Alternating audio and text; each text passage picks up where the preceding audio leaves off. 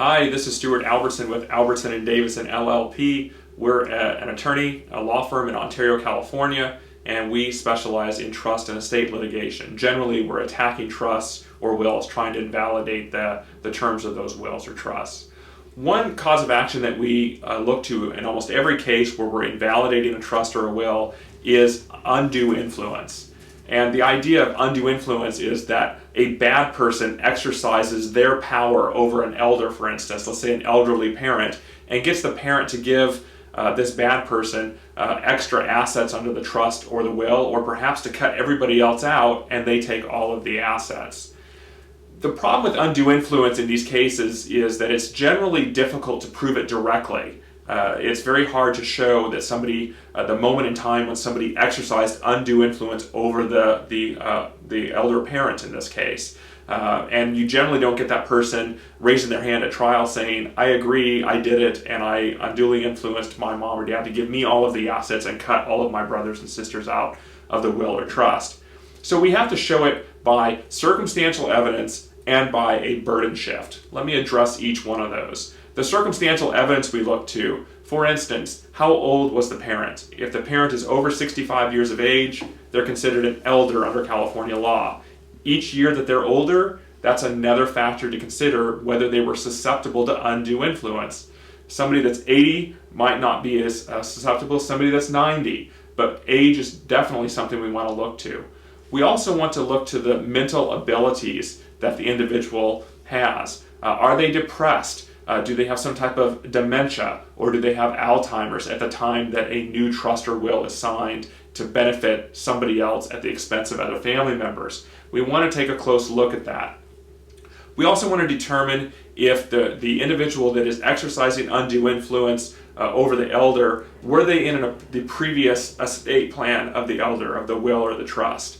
So we want to take a look at that as well. Some of the other things we're going to look at, in addition to the age and the mental state, and the depression, the dependence that the person has on caregivers and other family members. We also want to look at, did the person who exercised undue influence, did they get on the decedent's joint checking account? Did they get a durable power of attorney signed so they could make financial decisions for that individual? So we want to look at all of those from a circumstantial evidence standpoint. But there's some better news under California law, and that is, if we can show three things that the person who exercised undue influence over a decedent did, if we can show three things, we shift the burden to them for them to have to explain at trial in front of a judge, or perhaps even a jury, explain that they did not unduly influence this individual. And so generally what happens is you've got this neighbor, for instance, that comes in and gets somebody that's over at the age of 65 to give them their entire estate at the exclusion of their family members who live in faraway states. And we come along and say, we're going to have you prove in court, you bad person, the person that exercised the undue influence, we're going to have you prove in court in front of everyone that you did not exercise undue influence. How do we get it to the point where we can shift that burden over to that bad actor? We have to show those three things I was indicating earlier. First thing we have to show is we have to show a confidential relationship. And that's a fairly easy thing to show. A family member will suffice, a neighbor would generally suffice, a caregiver definitely would suffice. So showing a confidential relationship, it's there in most cases.